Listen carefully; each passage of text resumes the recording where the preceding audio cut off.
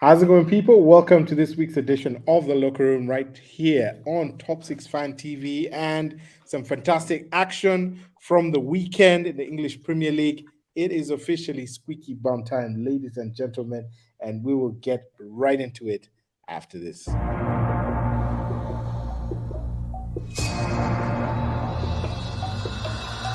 Bukayo Saka, Anthony!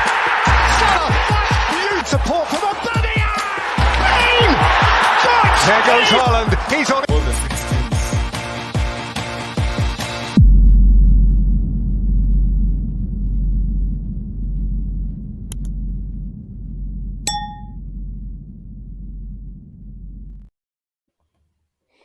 Fantastic.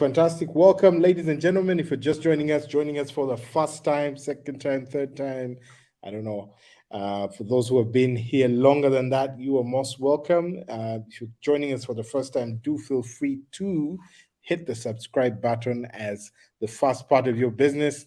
You can drop a like along the way, but feel free to also drop your comment. And with me in the studio today, some first-time guests right here on the show. I'll start with Mr. Johnny, the Red Devil from Old Trafford. You are most welcome, Johnny. Say hi to people.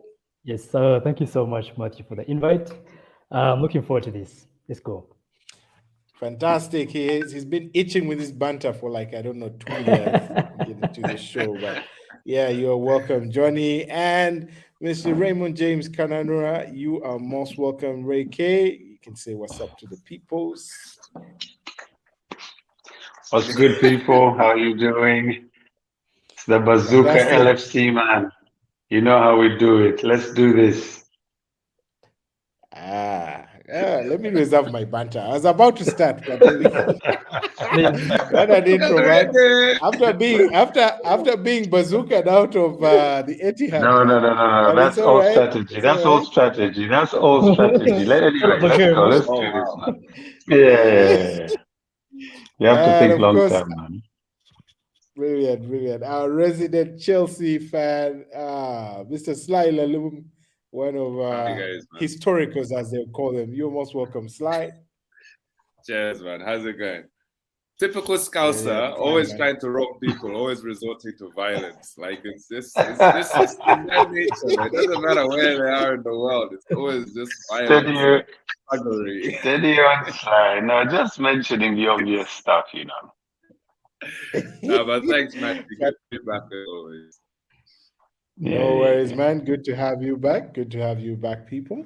And we'll kick off the action with the review of, what was arguably the biggest game of the weekend, but turned into a bit of a massacre.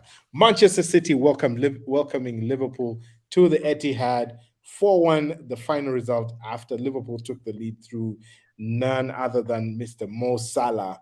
The result there keeping Man City in the hunt for the English Premier League. Of course, still 8 points behind Arsenal, but with the game in hand, Arsenal pulling off a positive result that we will talk about going into that. But Ray, first of all, pulling you into that, what went wrong for Liverpool at City after a great start? City coming back to top you guys 4-1. Where was the shambles, if I should call it that? I think the shambles probably goes back way before the game. There's some structural things that are happening at Liverpool. It's a season of rebuilding, as we all know by now. First half was okay. They had a spin, but of course, great team goal in the beginning. Mm-hmm. Their response was almost expected. You know how it goes with Liverpool City matches. We've got slightly higher win rates on them. The rest are equally. We've equally drawn and lost as much, so it could go either way. And that's how the first half looked. It looked like whichever team picks up the momentum into the halftime is gonna carry it. And of course, going into halftime, they had the home thing happening. So they came out of the traps in the second half. We pretty much went back into default mode for season 2022-23, we've been beaten. We're not going to try too hard. The defense was a shambles. We kept swapping between systems. I think Klopp was just trying to work around the players he has, which sort of confused everyone. The gaps just got bigger as we started chasing the game. The gaps got bigger, and the game got away from us. And I think at 2-1, we weren't even trying to now catch up. We were just, I think we had accepted what this season has been to us. So sad end to what could have been a fantastic game. I think Johnny has a different view. Yeah, Johnny, you're telling me. Johnny is drunk. I want us to be clear that he's drunk. Johnny has a different view to how things went for Liverpool. Johnny, I'll pull you in, man. What was your take on the game? No, look, when we heard that Haaland wasn't playing, the first thing you think is, oh yeah, Liverpool has a chance. They are chasing this top 4 position, and so they'll probably catch City offside. Well, this really wasn't the case. I think the Etihad is not a place that anybody goes to and just picks up points. Liverpool have they've been not so good on the road since the beginning of the season, and you just don't expect miracles at Man City of all teams. So I think Man City were brilliant. The motive is there. They probably have a bigger motive than Liverpool, which is to retain the Premier League title. And that was a very critical game for them. If they lost that game and Arsenal went on to beat Liverpool, I think this is you guys' next game, right, Ray? I mean, I think I've been. Yeah, it probably would have been. Chelsea tomorrow. Chelsea tomorrow. But they still have to play Arsenal anyway. Yeah, that was Sunday. my take. Arsenal is on Sunday. Arsenal's on Sunday. So yeah, I personally think City had a much bigger motivation behind for going into this game. Obviously, and Jurgen Klopp just needs to go back to the drawing board and see what he can salvage from the season. So, good point. True, but just for the record, though. Yes, don't try to incite violence, Matthew. But I was gonna say, just in addition to what the wonderful Johnny said, is that you mentioned Haaland, but Haaland's record against Liverpool is still he's not yet off the mark. But how many games has he played against Liverpool for City? Well, just know his presence there was not going to make a difference. Haaland scared them from the box, but anyway. No. I mean, like, I remember. From the stands. Yeah, from the stands. Sorry? Yes, Sly. I remember hearing that argument at the beginning of the game and people talking about, he's whether with him or without him, City are still great. So just the mere fact that if he was on the pitch, all of a sudden Van Dijk's mind would have been 50-50 all the time, or 60-40. So already there was going to be a gap. Just him being on the pitch would have already started to create, a lot of anticipation in terms of what will he do. So sometimes it's not even just somebody being on the pitch and being able to finish off game and score goals or whatever, but just their presence sometimes makes it a bit more, can switch up the game. I tend to agree a lot with Johnny in terms of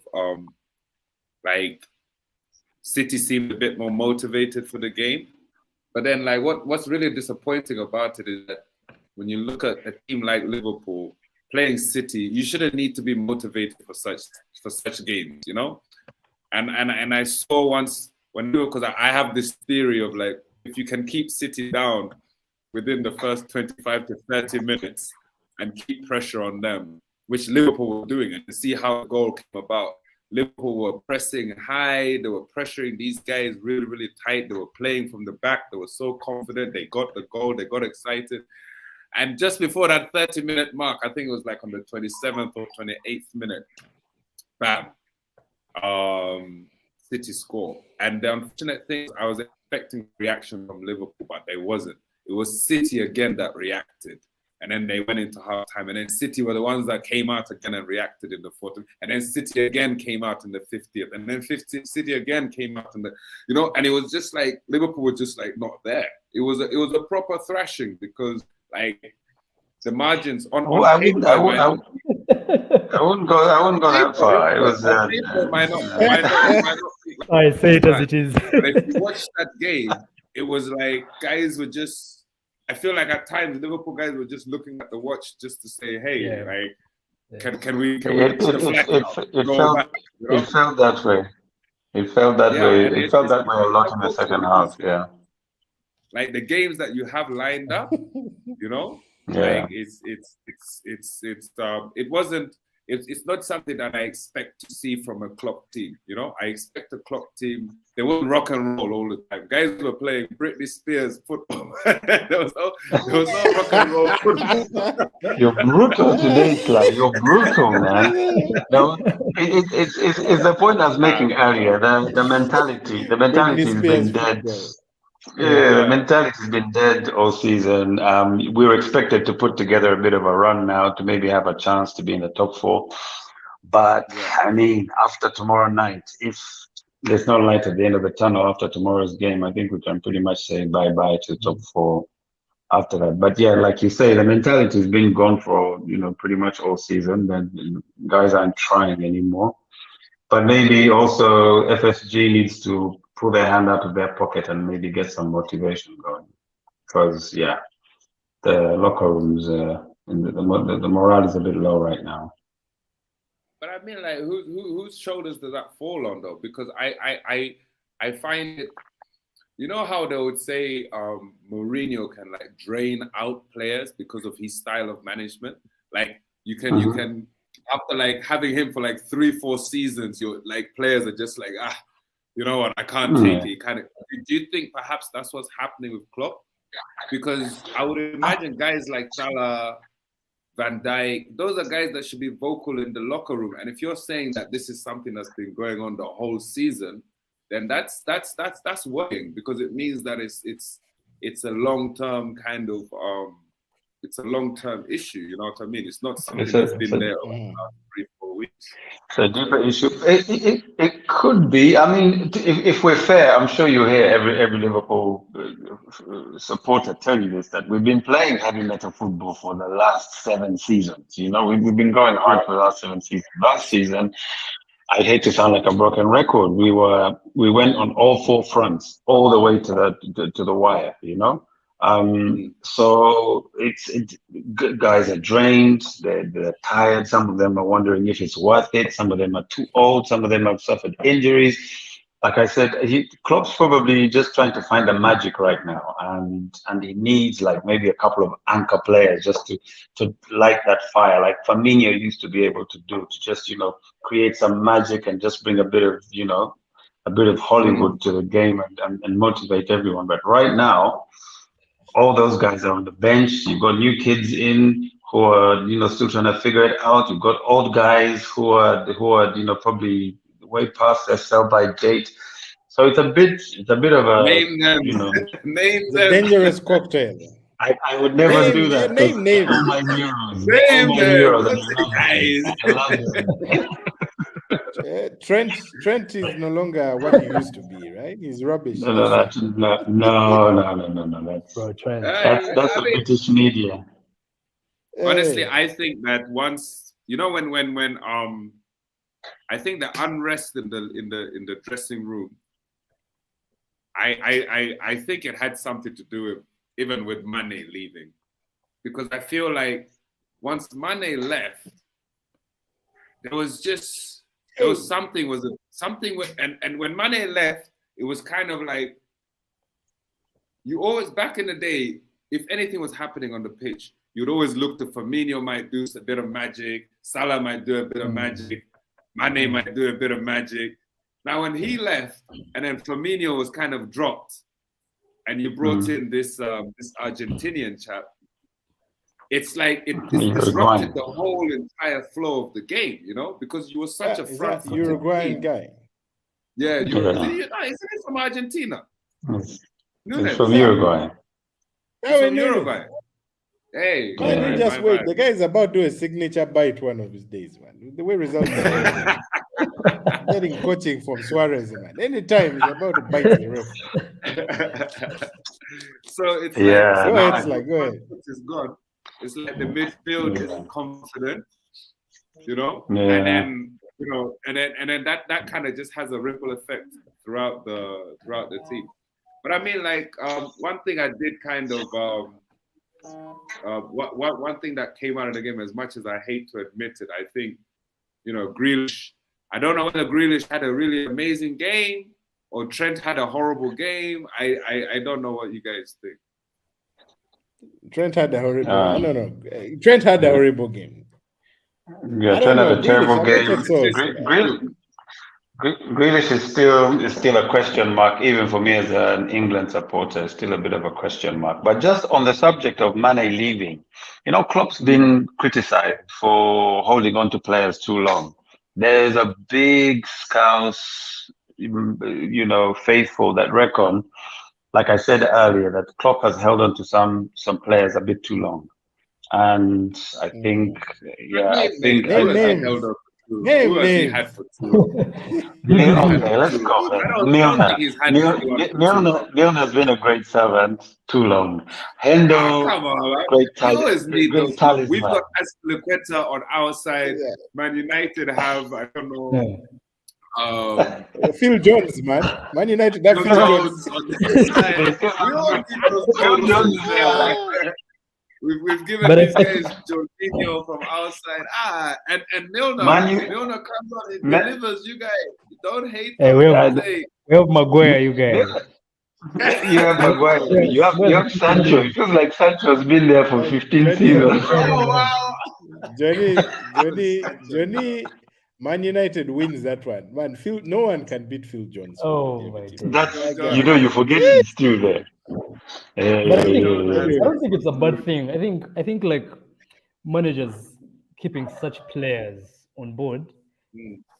Naturally, it's supposed to help the younger core grow into the rhythm and kind of get that exposure and experience, and it's needed. So I just think the VVDs are just not doing their job. But also, I think Liverpool as a club, I think the era is done. The era is done. You guys had Mane, Salah, Firmino, and now you have the Uruguayan guy. You have Trent, who is running away from the football all the time. So I think Liverpool, like Ray mentioned at the beginning, you guys need to rebuild. But also, City's class. De Bruyne is like the most consistent player in the Premier League. I think across Europe, he's one of the most consistent players. He's always going to make like one or two brilliant passes. He's always going to create chances. He's always going to be extremely creative in the middle of the park. So I think we can't take anything away from City's brilliance at the end of the day. I think we're too much for Liverpool. Too much. And we love every single bit of it. We feel like City was revenging for us, It's like we won. Okay, well, we're about to talk about how much we were supporting Newcastle, but anyway.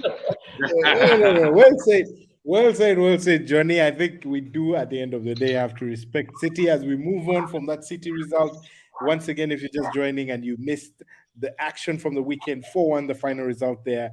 Man City beating Liverpool. Alvarez, De Bruyne, Gundogan, and Grealish, the goals for City. Mo Salah opening it up for Liverpool, and that set things up quite nicely for the next game, where the pressure turned to Arsenal, and interesting result there at the Emirates. Some would say expected, but every game is a banana skin at this stage of the season. Arsenal still, regardless, coming out on top 4-1 against Leeds. Gabriel Jesus returning to the scoring books with a double there, penalty and another goal. And then Ben White and Granit Xhaka with the other goals. Christensen having a little bit of a consolation effort for Leeds. Sly, were you surprised by the result? How do you think Arsenal responded to the pressure? Really, Some would say in the olden days they would crumble. Yeah, I mean, look, to be honest with you, and you can play back some of the footage from even during the season where I've just been saying I always expected, like you said, some sort of banana skin to come about, you know, and we've spoken about Arteta's, you know, lack of experience, but he went ahead and he put together what I call a solid squad, and it's like there's no one that really outshines anyone. You know, it's pretty much everyone is on equal par. Everyone just is playing for each other. And if any of you and anyone that's played sports and has been in that scenario where there's just harmony in the dressing room, it gets to a point whereby things going wrong becomes it's like you're just in the zone, you know, taboo. And like, yeah, and I think Arsenal are in the zone at the moment. And the only thing that I was anticipating, because I thought they might fumble a little bit with Jesus taking some time off with injuries and things like that, but they managed to cope with that. And yeah, so I mean, like I expected them to win. I now kind of have a certain, as much as it hurts me to say it, I have a certain level of expectation in terms of Arsenal winning. I still think that it's not over and done yet. I think 2 games is more than enough to completely just throw things in the works. And you know, you saw that quote from Wayne Rooney the other day talking about, you know, these are the crunch times. You know, I remember famously, I think Johnny, you correct me, but I remember was it Blackburn? I can't remember who it was. They were like leading United by like 20 points or something ridiculous like that. And United were able to catch them in like the last 15 games of the season and just, you know, kind of blow it away. So it's the win was Newcastle expected, as well, yes. by the way. Sorry? Newcastle as well under Kevin Keegan. They blew it. Yeah. United after. Yeah. So it's So yeah, the win was expected, but also at the same time, because they are really now proper table contenders, I think it's theirs to lose, you know, because all they have to do is just keep winning the remaining games that they have. Sounds easier said than done, but you know, that's the task at hand. It's theirs to lose, and yeah, it'll make for an exciting end of season for those 2 clubs. I think just generally the league this season has lost a bit of spark. You know, we should be there competing. Freaking Man United should be there. No, but seriously, you know, we really you wanna get to this stage of the season and you've got like 4 or 5 potential winners. But yeah, I mean, kudos. I mean, coming from a Chelsea fan, yeah, it was lost mad, a bit man. of spark, Yeah, I think I might have to go and get I've been saying it all season that, you know, there's some mid-table teams that are surprisingly in the top 4, you know, because of the poor form of the traditional top 4, you know, Chelsea and Liverpool. So there's a couple of mid-table teams there that have found themselves there by surprise. Ray, I need to remind you, this show is called Top 6, not Top 8. Interestingly, you're insulting me, man. Interestingly, all the chaps speaking are guys who had negative results over the weekend and dropped a place. No, I don't understand. No. I mean, look. All I will say, apart from you, Mr. Matthew. I'll try to be neutral, man. I'll try to be neutral here. But anyway, no. Johnny and Ray, I'll just get your take on that. Starting with Johnny, man. You guys, we'll get into your result next, but obviously you are meant to be challenging Arsenal and City for the title. You know, just a few weeks ago. What's your take on those 2? Yeah, they've been relentless. I mean, do you see United still catching up with them? No. So I think, so for Arsenal, first of all, I think they've played some of the best football they've played since I think they last won the Premier League title in 04-05. Undoubtedly, the team is extremely young. They have Jesus back. The depth is there. I think Arteta is definitely onto something. City, obviously, not a surprise there. They are continuing to show, why they are Premier League champions. So I think they've really managed to separate themselves from the remaining 18 teams, or the traditional top four. So I think deservedly so. Arsenal are top of the league, but I am not convinced. They still have Liverpool, they still have Man City. Those are two big games. They drop those 6 points, and assuming City wins all the remaining games, which is very, very possible.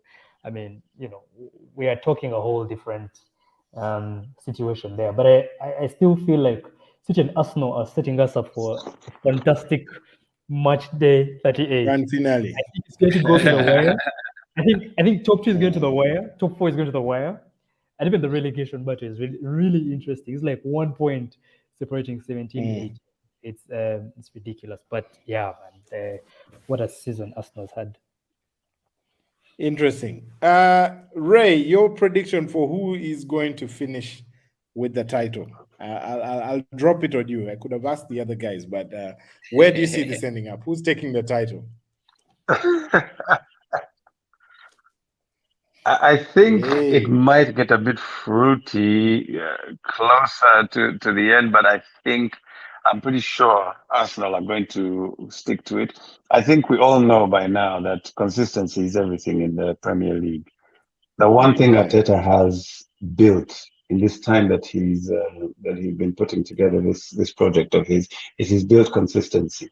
Because I see what I was seeing in the greater teams in the last few seasons, that they've, even with the rotations with his squad, that the system still works. You can see the right movement. You've got a backbone. You've got Partey that's just holding things together. They're gonna deliver.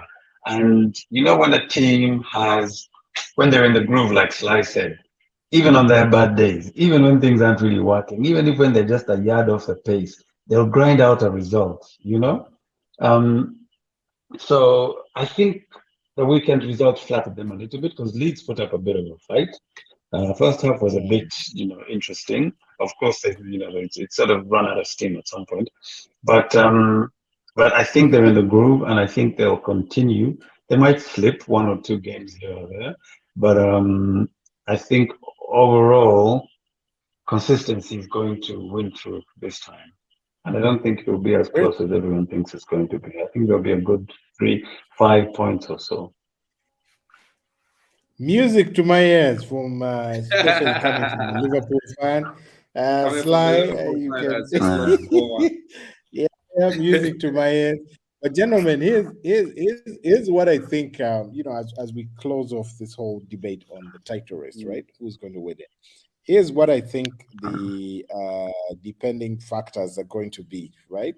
I think ideally we're going to have City's chances of winning the league because they have a slightly more favorable run-in for their remaining 10 games. Arsenal have 9 games now to go, but I think it will depend on how far City can go in the Champions League.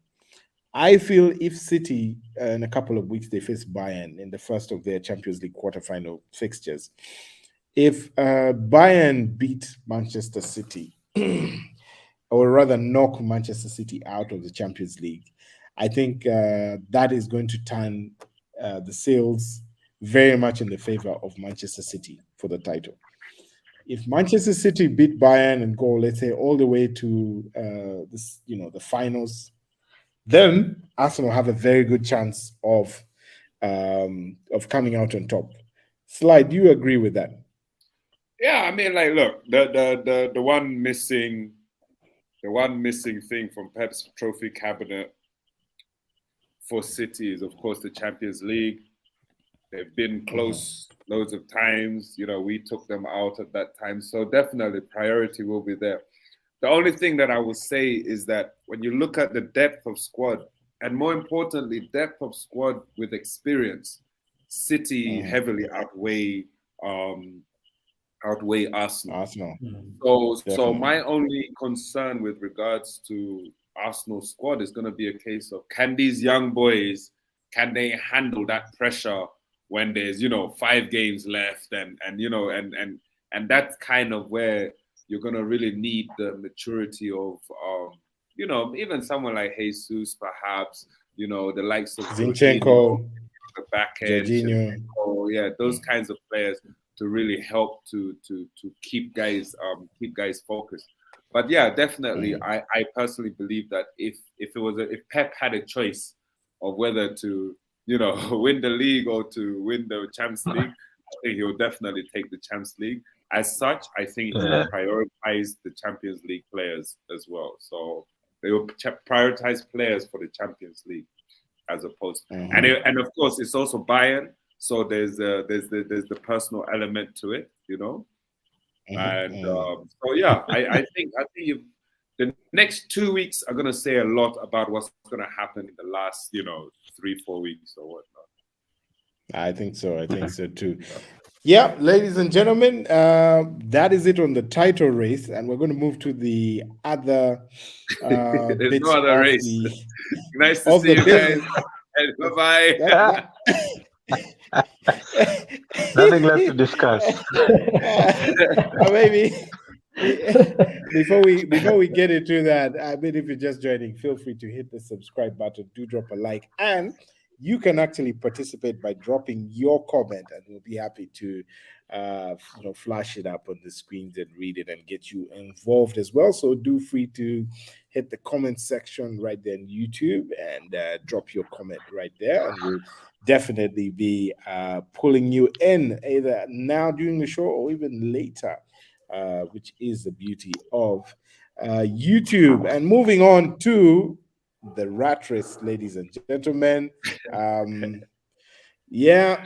Title race, rat race. Oh my goodness. No Pandemonium at the bridge. No race. And I'll pull slide here. What went wrong for Chelsea? Or rather, what has been going wrong?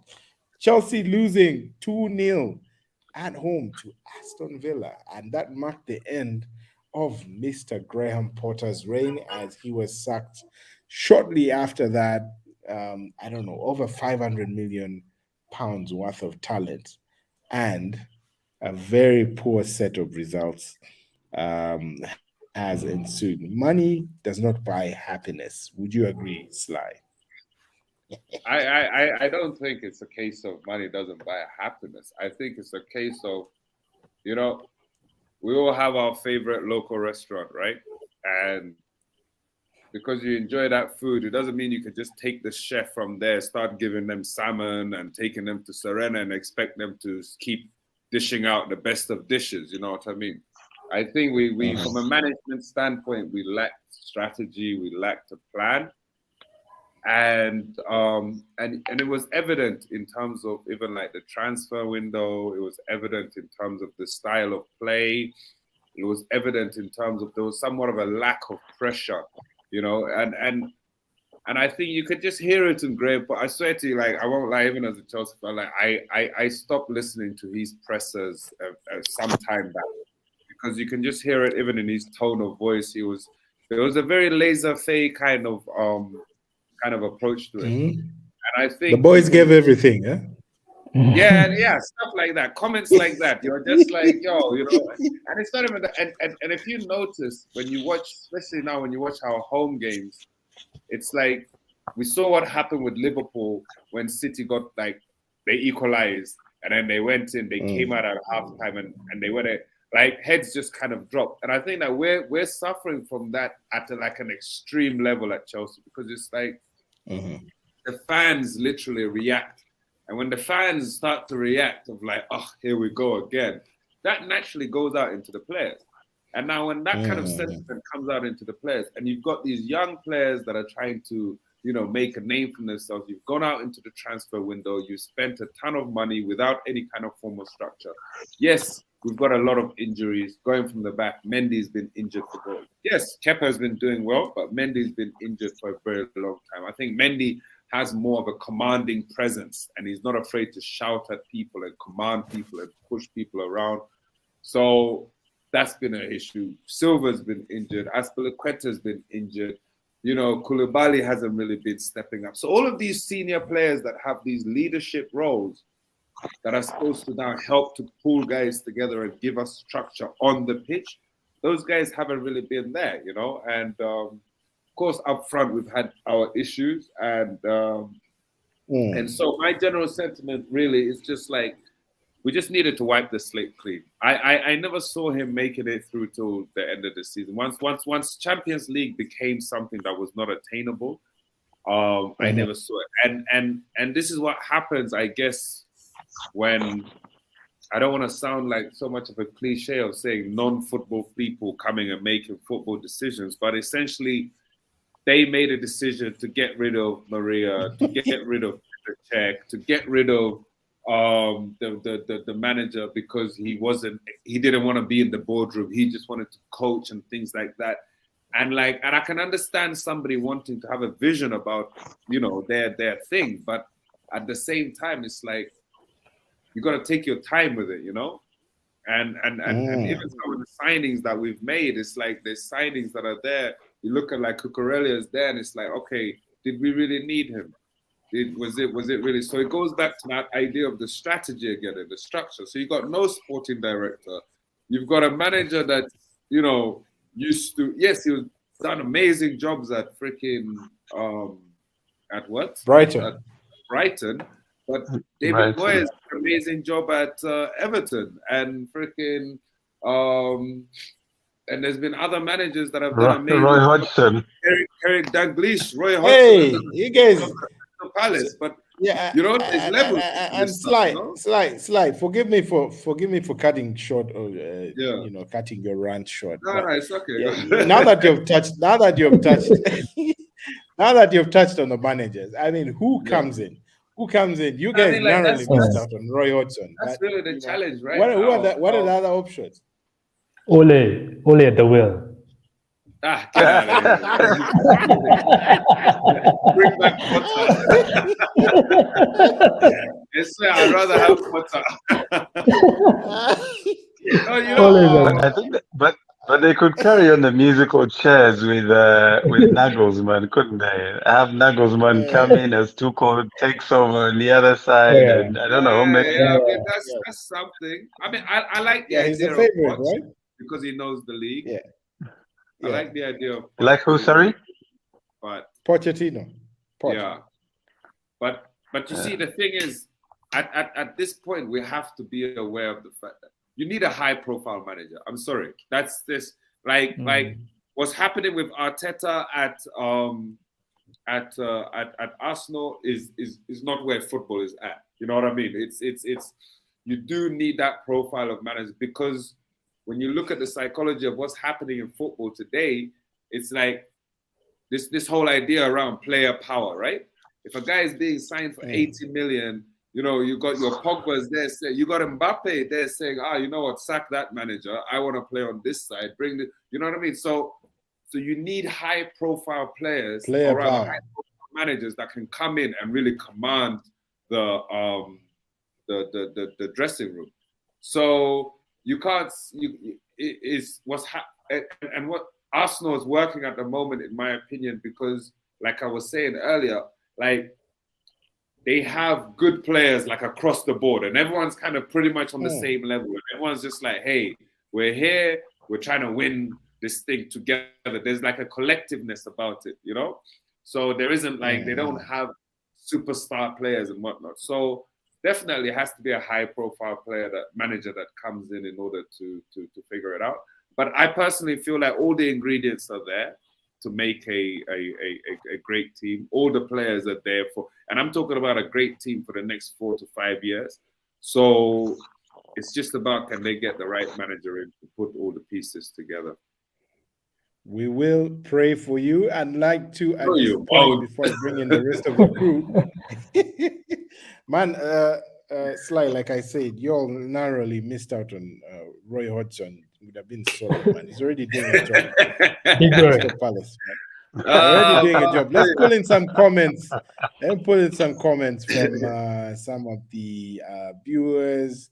Dennis Olodi said, "Hi, Matty, that's cool. I think he's enjoying the football, Jazzy, gentlemen." Oh, okay.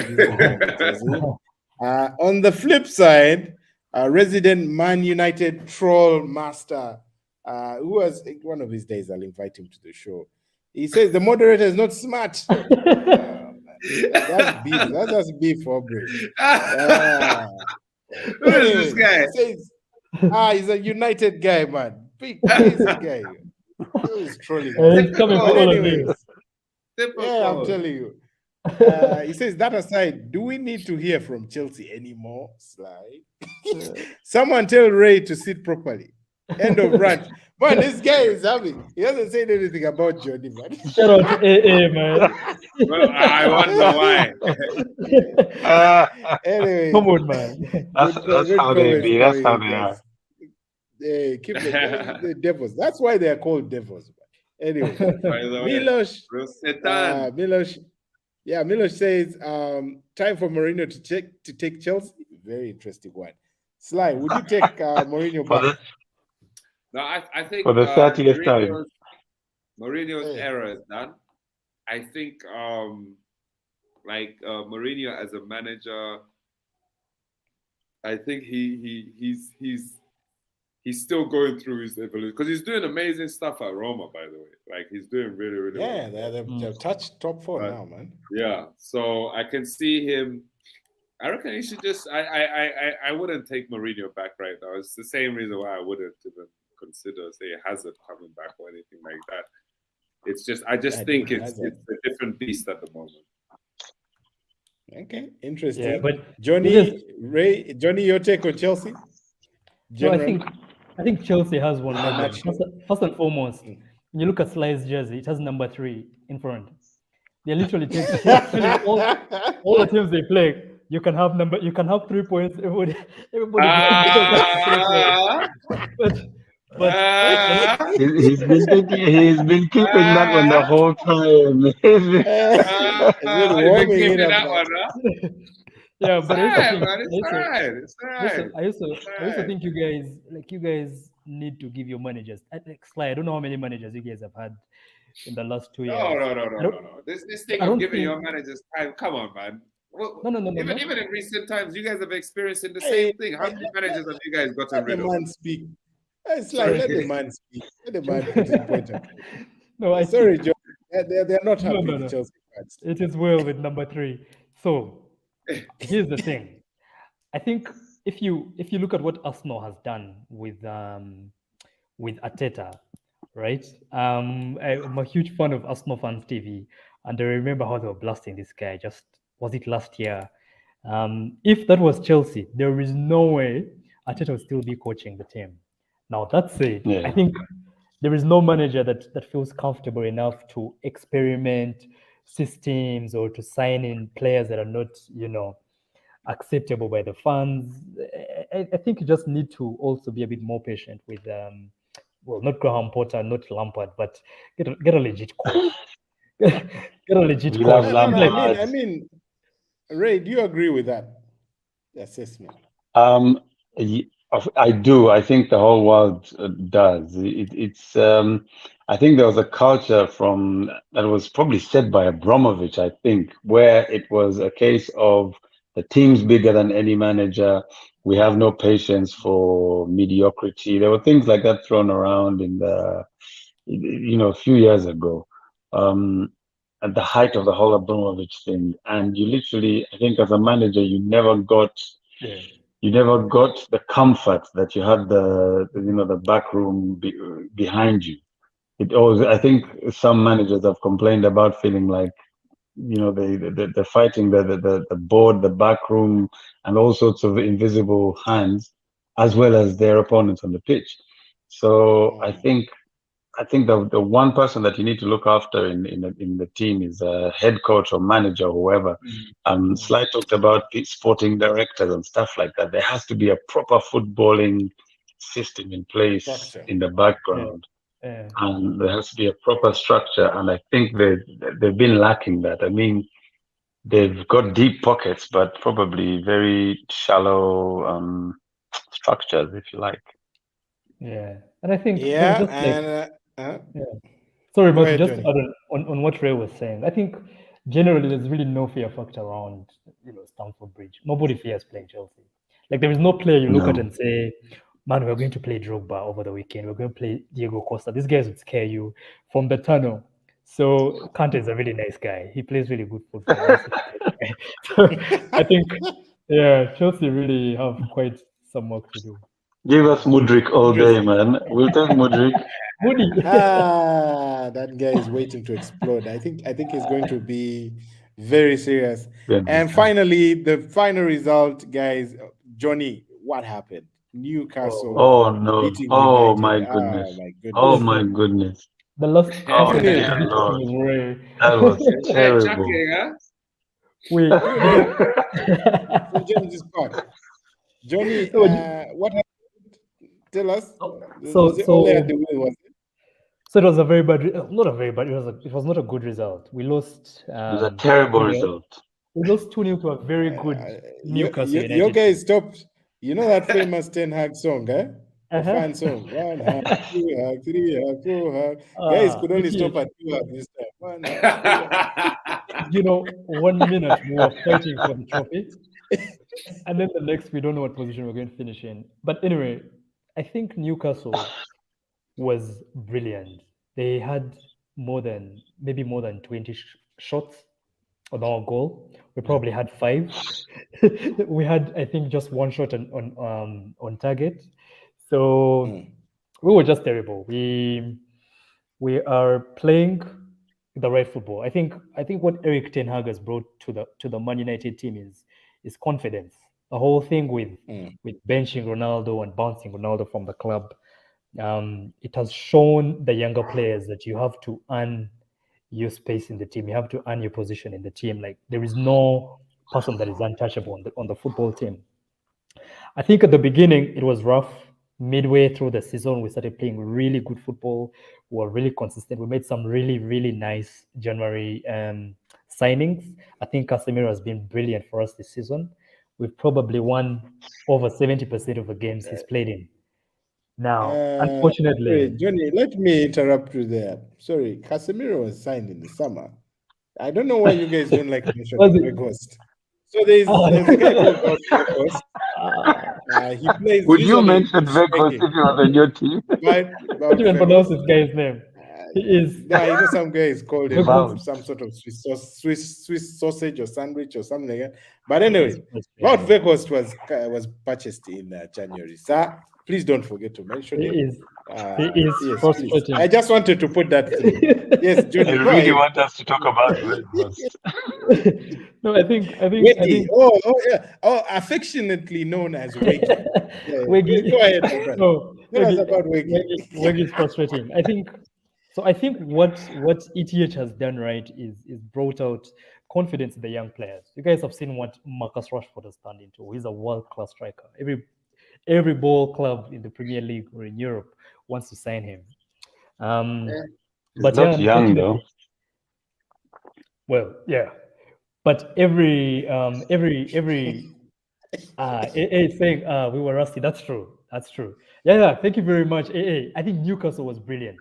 I think, these guys they probably have the third best goal difference after Arsenal and City. So it's really, we lost. If it was Liverpool, we would be complaining. But I think they are playing amazing football. I think they're going to end up in top 4, ahead of Tottenham. I don't know what the Tottenham score is. I know they're playing right now, but I think Newcastle is going to finish in the 4th position, just behind us. But having said all of that, it was a terrible game. We were completely outplayed. We were not creative in the midfield at all. We did not create any chances. Newcastle created a lot of chances and took them on really, really well. I think St. James's Park was also a good atmosphere for them to perform. We've been terrible away from home. We've probably lost all our away games to the top 9 teams. If you look at the Premier League table, from number 1 up to number 9, including our beloved Liverpool, we've lost all the away games. So we've been terrible on the road. I think we've had a tremendous home form, so we just couldn't really replicate that away from home the whole season. So I think it's a basis for us, for Eric Ten Hag to start building on next season, whether it means to get a good striker to support Marcus Rashford, or a solid midfielder to cover up, Casemiro when he's injured, or when he has these crazy red cards like he does right now. Yeah, but generally, I don't think it's been a terrible season for us. Based on the way we started, I think it's been a fairly good season. Yeah, you guys have not won since lifting the Carabao Cup, so I don't know what's going on right there, man. You sacrificed your season for the Carabao Cup. I don't know, Ray. Your take on Man United's performance on that, and that will be the last bit. Aubrey there, or AA, as Johnny calls him, giving us an update there. 0-0 between Everton and Spurs, but I have to highlight that Everton have received a red card, straight red card there for Abdoulaye Doucouré. That is going to be a blow for them, because he has been playing quite well for them, and they do need the points. They'll do well to keep it at 0-0. Ray, your take on United as we bring the show to a close? Yeah, I think it'll be mostly echoing what Johnny said, banter aside and and so on. United are having a better season than they have for a while. I think they have had the most consistency in a long time, something they've been lacking for a while. Some players have emerged, to actually lift the team and do greater things for themselves. Notably, Rashford, Fred surprised me recently. I'd written him off. So they're definitely having one of their better seasons. I've been saying it for a while that they needed to rebuild. I think they've got a key ingredient in Ten Hag in terms of that rebuild. I think that project's still got a way to go, maybe another season before they can really challenge. Like Johnny mentioned, decisions like Wegi as questionable. But that was a band-aid, man. To be honest, band-aid. There's not so many quality strikers in the market at the time, so Wegi it was. That's just part of football. So I think yes, there's some cleaning, there's some in and out movements that need to happen before they can actually start challenging. I think they're in a good place. I think definitely top four is going to be exciting towards the end of the season. I think there's a 3 or 4 way, straight fight for the fourth position. And Man U will have to contend for that, and they're going to need a bit of consistency coming into these final 9 games for you, Johnny. Yeah, so they're going to need a bit of consistency, which has been lacking. Tired legs. I think they're not doing too badly on injuries. I think so. They'll be. I think they'll be well placed. They'll be well placed to take that fight to. They'll take the fight to Newcastle and Tottenham, and yes, exactly. Tottenham. Currently, if that finishes in a draw, they'll be on 50 points with 29 games played. Manchester, they're in 4th place currently with a draw. If that remains as a draw, Man United in 5th place, 27 games played, 2 games behind on 50 points. But Newcastle, same number of games played as United, and also on 50 points with a better goal difference. Their goal difference is 22. Manchester United's goal difference is 4. So looking tight. It looks like it's between the 3. Liverpool, as we said, unless they win the rest of their games, it's going to be a tight one for them. Sneaky game. Let's wait. We are coming. Let's have Alisson score a few of those goals in the penalty. Last minute headers. That's the only way I see you guys getting it. But otherwise, Wegi is at the wheel. So we'll see what happens next. We'll have to leave it at that, ladies and gentlemen. Thanks for joining us and for catching. We did lose Sly there towards the end. Johnny, thank you. Ray, thank you for joining. It's been an absolute pleasure. We look forward to having you back on the show sometime soon. Ladies and gentlemen, do feel free to hit that subscribe button, hit the like, drop a comment, and we'll be back very, very soon. Enjoy the rest of the week. Enjoy your Easter.